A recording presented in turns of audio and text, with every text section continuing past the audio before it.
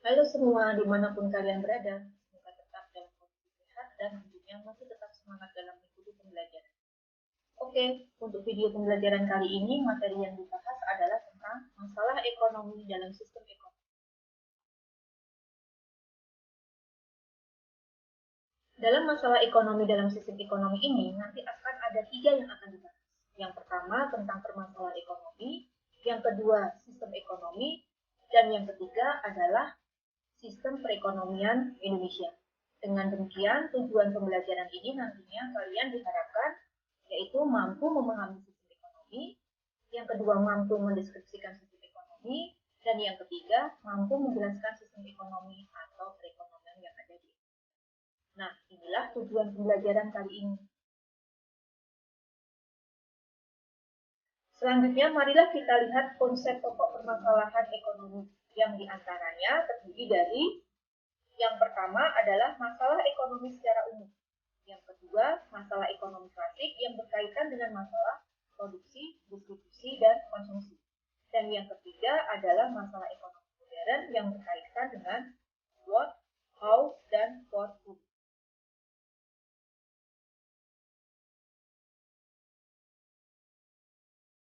Nah, berikutnya adalah masalah ekonomi secara umum. Masalah ekonomi secara umum sudah pernah dibahas di materi sebelumnya, yaitu tentang kebutuhan dan kelangkaan yang dihadapkan dengan alat pemuas kebutuhan yang sangat terbatas. Lanjut, masalah ekonomi secara klasik. Di depan sudah dijelaskan bahwa masalah ekonomi secara klasik berkaitan dengan masalah produksi, distribusi, dan konsumsi. Sebagai contoh, dalam sebuah gambar di atas, yaitu kegiatan produksi, seorang pengusaha sepatu kulit yang diantaranya memproduksi berbagai jenis atau model sepatu. Nah, inilah yang menjadi salah satu permasalahan dalam ekonomi klasik. Apa yang diproduksi dan bagaimana cara memproduksi. Selanjutnya yaitu masalah distribusi. Permasalahan distribusi di sini adalah permasalahan bagaimana cara menyalurkan barang tersebut. Dan permasalahan yang ketiga adalah konsumsi. Jadi kesimpulannya ada 3 masalah ekonomi klasik, diantaranya adalah produksi, distribusi, dan konsumsi. Selanjutnya masalah ekonomi yang ketiga adalah masalah ekonomi modern. Semakin berkembangnya zaman atau modern, maka kebutuhan masyarakat semakin banyak dan berbagai macam. Ada 3 masalah ekonomi secara modern, diantaranya what, how, dan for whom, atau apa, bagaimana, dan untuk siapa barang akan diproduksi. Selanjutnya, mari kita bahas satu persatu. What, apa yang harus diproduksi? Berapa jumlah barang yang akan diproduksi? Nah, di sini merupakan salah satu rencana atau planning sebelum seseorang akan melakukan sebuah usaha. Yang kedua, how. Bagaimana barang itu diproduksi? Apakah barang tersebut diproduksi dengan menggunakan SDM atau sumber daya manusia atau menggunakan sumber daya modal? Kemudian yang ketiga, for whom. Untuk siapa barang itu diproduksi? Dalam hal ini berarti harus dipikirkan secara matang. Jangan sampai barang yang sudah dibuat atau diproduksi tidak laku atau tidak bisa jadi salah sasaran atau salah pangsa.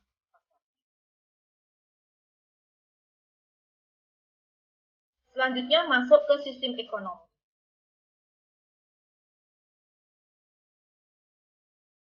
Di mana dalam sistem ekonomi terbagi ke dalam 4 macam. Ada sistem ekonomi tradisional, komando atau terpusat, liberal atau pasar, dan sistem ekonomi campuran.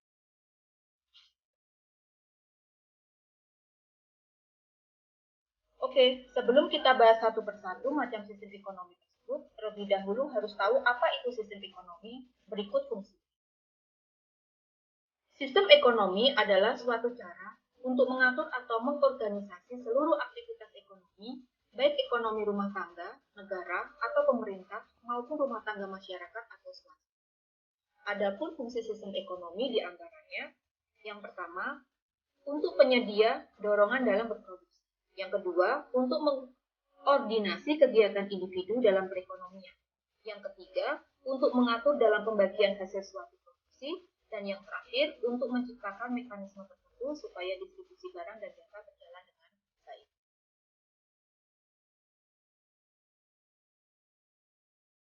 Lanjut, yang pertama adalah sistem ekonomi tradisional.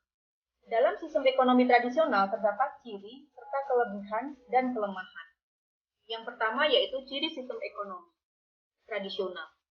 Pertama, belum adanya pembagian kerja yang jelas. Yang kedua, masih tergantung pada sektor pertanian. Yang ketiga, masih mempunyai ikatan tradisi yang sifatnya kekeluargaan. Dan yang terakhir, teknologi dalam produksinya masih sederhana. Adapun kelebihan sistem ekonomi tradisional antara lain, yang pertama, menimbulkan rasa kekeluargaan dan kegotong royongan yang kuat di antara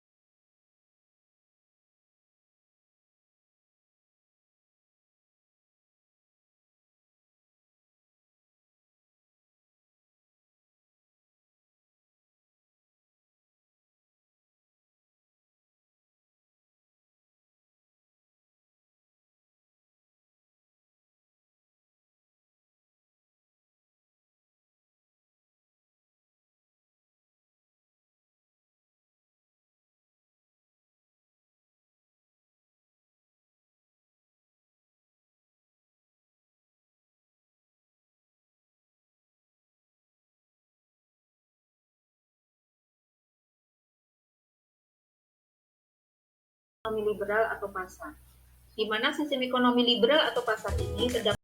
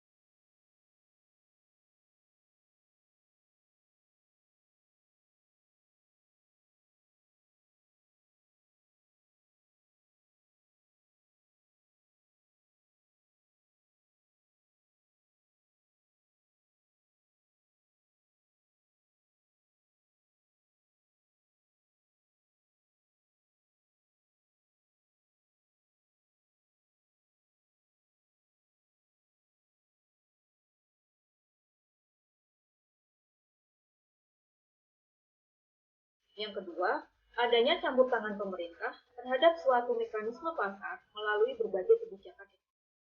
Yang ketiga, adanya hak milik perorangan yang diakui asalkan penggunaannya tidak merugikan. Sedangkan kelebihannya diantaranya, yang pertama, adanya sektor ekonomi yang dikuasai oleh pemerintah yang bertujuan untuk kepentingan masyarakat. Yang kedua, adanya hak individu atau swasta yang diakui dengan jelas. Dan yang terakhir adalah harga lebih mudah untuk diterima. Sedangkan kelemahan dari sistem ekonomi campuran itu sendiri adalah, yang pertama, peranan pemerintah lebih berat dibandingkan dengan swasta. Yang ketiga adalah munculnya KKN atau korupsi, kolusi, dan nepotisme. Untuk di Indonesia atau negara kita menggunakan sistem ekonomi Pancasila, di mana sistem ini ada pada dasar negara kita yaitu Pancasila.